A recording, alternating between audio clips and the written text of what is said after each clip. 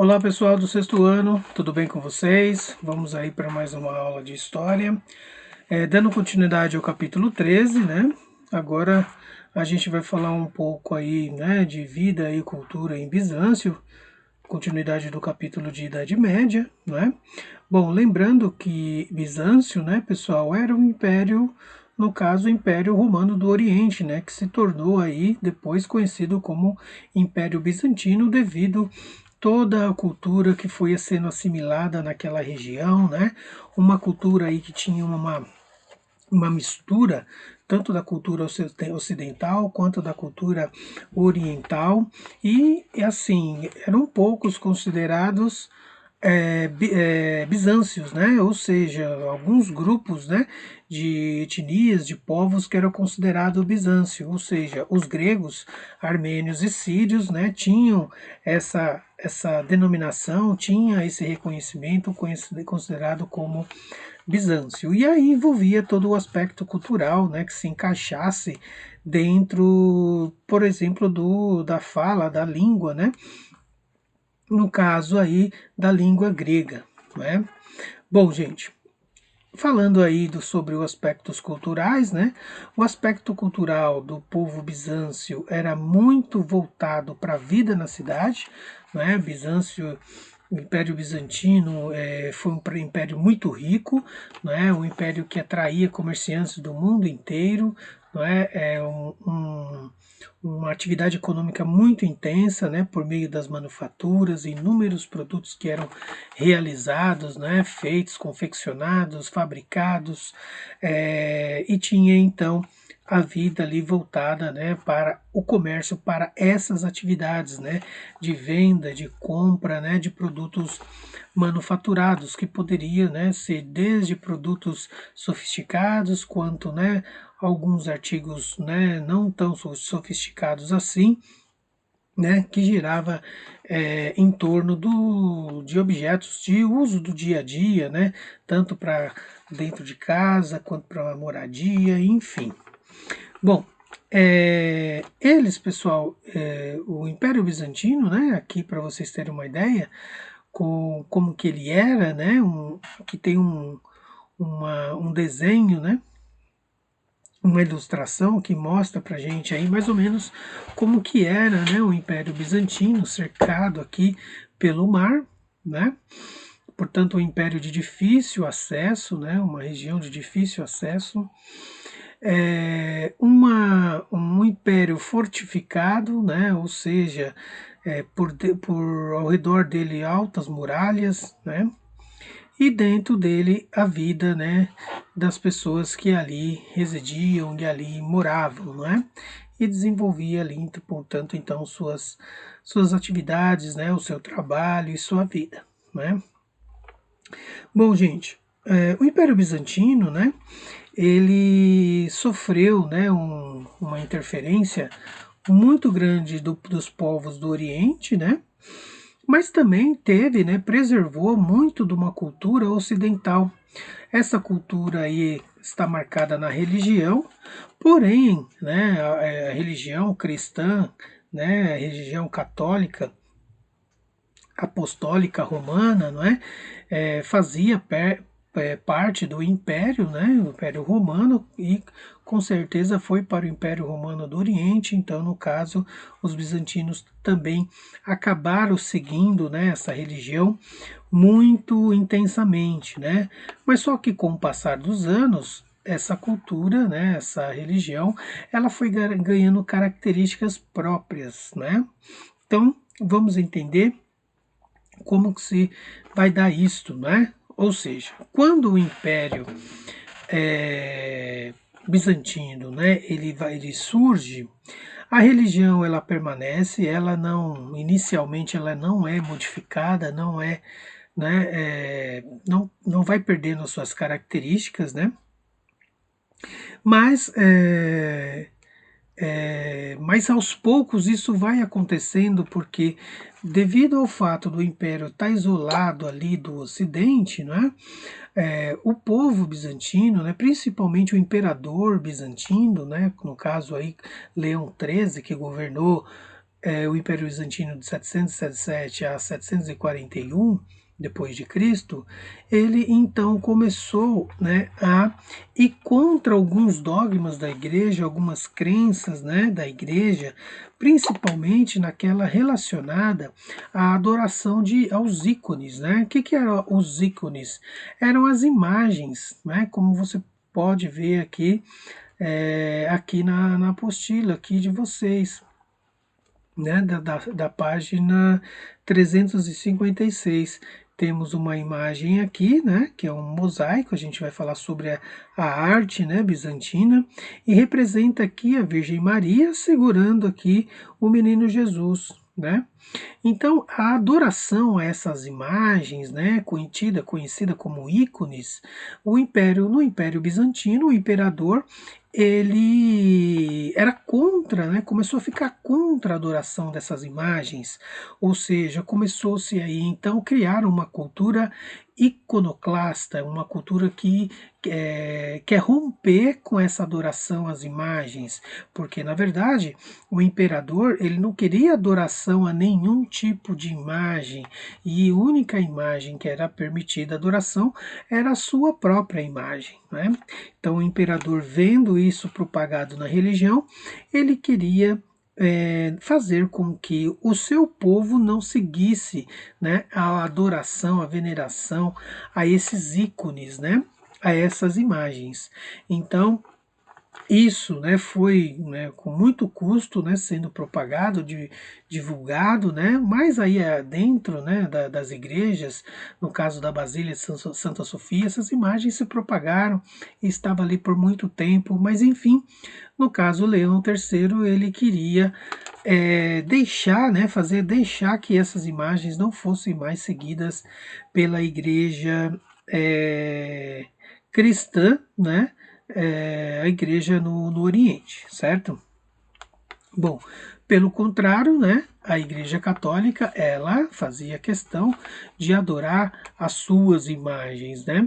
Justamente porque foi assim que a Igreja foi se constituindo, né, enquanto instituição, enquanto religião, né? Então sempre, né, os responsáveis ali por estar voltados, né, que fizeram parte da vida de Jesus, né, sempre vão estar representados nessas imagens, né? No caso aí a Virgem Maria, no caso também os apóstolos, né? Então a Igreja Católica ela vai se utilizar muito dessas imagens, né? E até hoje é assim, né?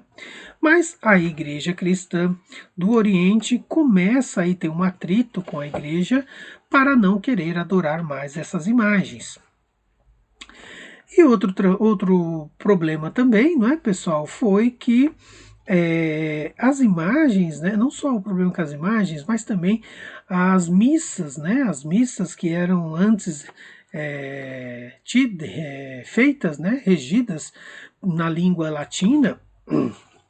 No caso aí a igreja queria que a língua fosse feita, né, na língua romana, né, ou seja, ou melhor, na língua grega. Né? Então começou aí as missas, as celebrações ser feitas em grego e não mais em latim, como era habitualmente feito pelos romanos. E aí então a igreja, né, de fato, ficou muito, né, constrangida. Queria então que os bizantinos, né, seguissem, né, a orientação das missas, né, que tinham que ser celebradas em latim, né, e não em grego. Bom, outro detalhe que a Igreja do Oriente, né, a Igreja cristã aí do Oriente estava já querendo romper era com as orientações, né, que vinha de Roma, que vinha por meio do Papa, né, eles não estavam mais querendo, né, fazer com que o seu patriarca, né? No caso aí era o líder da igreja, né? O líder, um imperador escolhia um patriarca, né? Que ia ser o líder aí da igreja, podemos dizer assim, que é muito ligado à religião. Não, eles não queriam que as orientações viessem, né, tivesse que seguir as orientações do Papa, as orientações de Roma. Então aí o imperador começa a arrumar um atrito com a igreja, pois eles fazem questão de escolher esse patriarca, né, como uma autoridade, né, digamos assim, religiosa. E a Igreja Católica não estava, né, meio que permitindo isso. Então foi juntando um conjunto de fatores de, digamos assim, de embate, né, de ir contra os segmentos, né, da Igreja Católica de Roma, que começou diante de tanto atrito, ocorre aí, né, o que veio a ser conhecido como o cisma do Oriente, ou seja, o rompimento, né, da Igreja católica cristã, né, do Império Bizantino com a Igreja Católica de Roma. E aí esse rompimento, né, vai ocorrer em 1054 no sentido de surgir uma outra vertente do cristianismo. Essa outra vertente vai então seguir as orientações do imperador e não mais do Papa, não mais, né, de Roma. Então, essa ruptura ficou conhecida, né, como cisma do Oriente.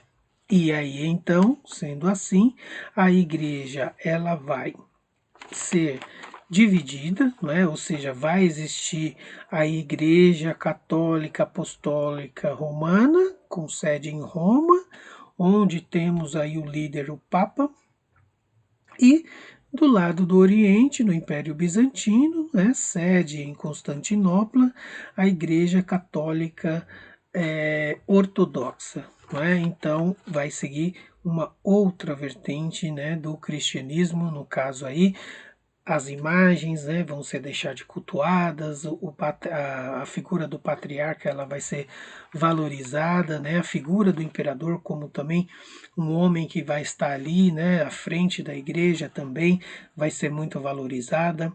Então, no caso aí, temos, né, a primeira vertente do cristianismo, que vai ser a Igreja Católica Ortodoxa, né? Desculpa, a Igreja Ortodoxa Grega, não é? E essa igreja ela existe, né? Principalmente na Grécia, né? Tem uma igreja dessa. Bom, sendo assim, a igreja, né? Ela vai ter, né? Toda uma característica, né?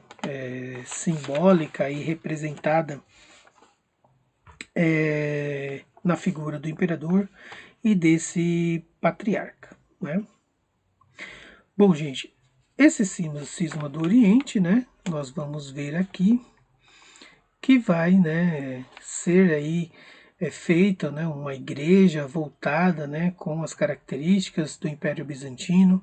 Então, a igreja de Santa Sofia, ela foi construída, né, uma das maiores igrejas que existe, né, no mundo cristão, né, e a gente vai falar dela agora, né? Então, no caso aí, vai sofrer, né, essa igreja vai ser construída nos moldes, né, da arquitetura, né, nos moldes da, da arte, né, e da cultura oriental, né, bizantina, mesclado aí com os preceitos, com a cultura cristã ocidental. Né? Então, isso vai ser refletido tudo na arquitetura. A Basílica de Santa Sofia, que é essa daqui, que fica na atual Istambul, né? Onde é a Turquia hoje. É uma igreja, né, imensa, diferenciada, né, a sua arquitetura.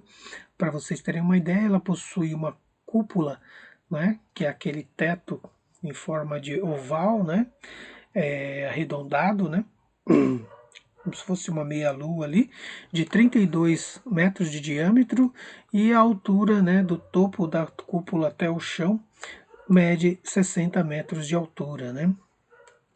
Então, essa igreja também existe, né, até hoje. Na arte, né, pessoal, voltando aqui, né, falar um pouco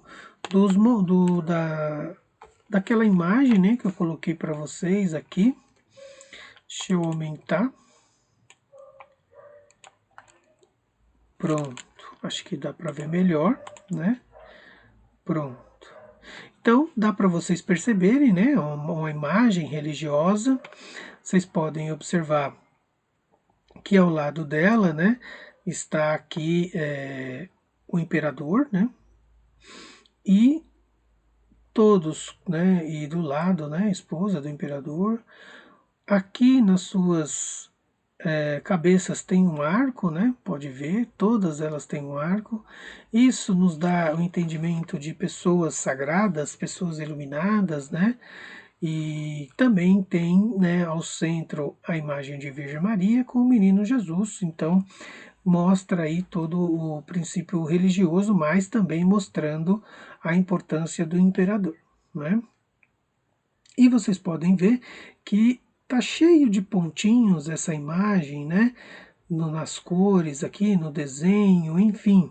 Esses pontinhos, isso está assim, pessoal, porque essa imagem foi feita, né, numa técnica, né, conhecida como mosaico, né? É uma junção de várias pedrinhas, né, formando um quadradinho ali, que aí então vai ser feita, né, as obras de arte. E no caso é uma arte aí bizância, né, que mostra para gente aí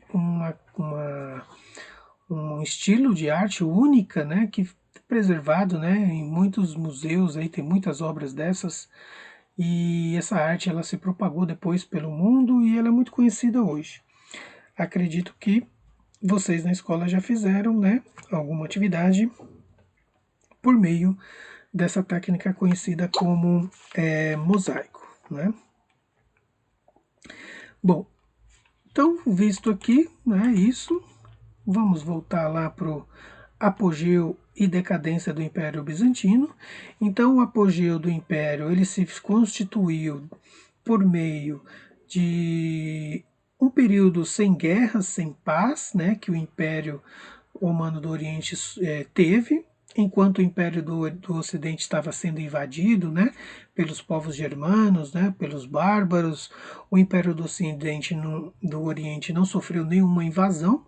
Então, isso fez com que o Império tivesse, né, uma vida próspera, com o desenvolvimento do comércio muito intenso com os povos do Oriente, né? E isso fez com que o Império ficasse cada vez mais rico e importante. Em contrapartida, Roma, que era antes mais rica, né, e próspera, deixou de ser, né, essa potência econômica, comercial, e aí passou a ser Constantinopla, né? Porque muitas pessoas não iam mais para Roma porque estava, né, a região em guerra, né? Ou seja, a região sofrendo várias invasões. Bom, esse foi o apogeu.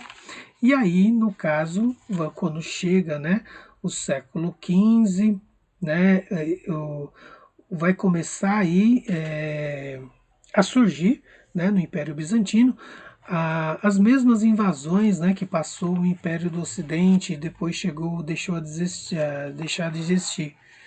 No caso aqui, no século XV, né, as invasões aconteceram, mas não pelos germanos, e sim por outros povos, né, principalmente os povos árabes, persas, né, tentaram por diversas vezes invadir o império, né, o império, né, gigantesco, né, como eu mostrei aqui para vocês na aula anterior, a imagem do império, da fortificação, né, do império. Então vocês podem ver que são imensas barreiras, né?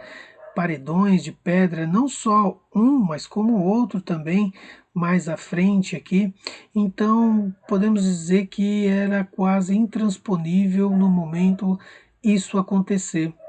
Mas esse dia chegou, né? O Império Turco-Otomano chegou, né, no ano aí de 1453 e pôs fim a esse império, justamente porque o Império Turco-Otomano teve muito contato com os chineses, né, conheceram a pólvora e aí então começaram a desenvolver armas, né, de fogo. No caso aí surge o canhão, né, por meio aí por meio da utilização dessa arma, desse instrumento, né, o Império Turco Otomano consegue, né, transpor essa barreira, porque para poder derrubar ela, né, precisava, né, com certeza de algo mais potente, né, porque somente por meio da lança, flecha e catapulta seria impossível, né? Então, com os canhões, com aquelas bolas de ferro imensas, colocava, né, essa bola de ferro dentro do canhão e tacava fogo na pólvora, aquela bola de ferro saía com uma pressão, com uma velocidade e onde batia, né, pessoal, destruía, né? Poder de destruição muito forte. Então, assim, as muralhas foram sendo destruídas, foram sendo derrubadas, e então a invasão ela foi inevitável, né? E aí, então, em 1453, o Império chega ao fim, não é? Bom, gente, então é isso. Falamos aqui do Império Bizantino, né?